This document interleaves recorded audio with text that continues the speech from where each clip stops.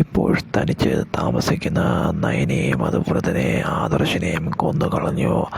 അഭിയുടെയും അവന്തികയുടെയും അച്ഛൻ അതേ അനന്തപുരി തറവാട്ടിലല്ലാതെ സ്വയം മാറി താമസിക്കുന്ന അവരെ തീർക്കാൻ ഇതാണ് ഏറ്റവും പറ്റിയ മാർഗമെന്ന് തിരിച്ചറിയുന്നതോടുകൂടി അങ്ങനെ അവന്തികയുടെ അച്ഛൻ ആ അവസരം മുതലാക്കുകയാണ്.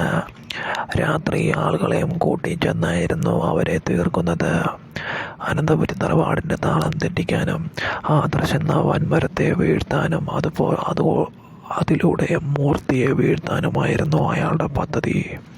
അത് വിജയിക്കുകയും ചെയ്തു.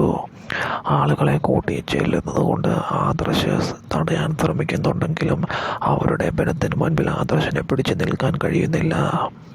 അങ്ങനെ നയനെയും ആദർശിനെയും അവിടെ തീർക്കുകയാണ്. കൊന്നുകളഞ്ഞു. അവന്തിയുടെ അച്ഛൻ മരിച്ചെന്ന് ഉറപ്പാക്കിയ ശേഷമായിരുന്നു അയാൾ അവിടെ നിന്നും പോകുന്നത്. എന്തായാലും അധികം വൈകാതെ തന്നെ ഈ കാര്യം അനന്തപുരി തറവാട്ടിൽ അറിയുന്നതോടുകൂടി അനന്തപുരി തറവാട് ആകെ തകർന്നു പോവുകയാണ്. അനന്തമൂർത്തിയോടുള്ള പകയിലും വൈരാഗ്യത്തിലും അങ്ങനെ അഭിയുടെ അച്ഛൻ അത് ചെയ്തു പോകുന്നു.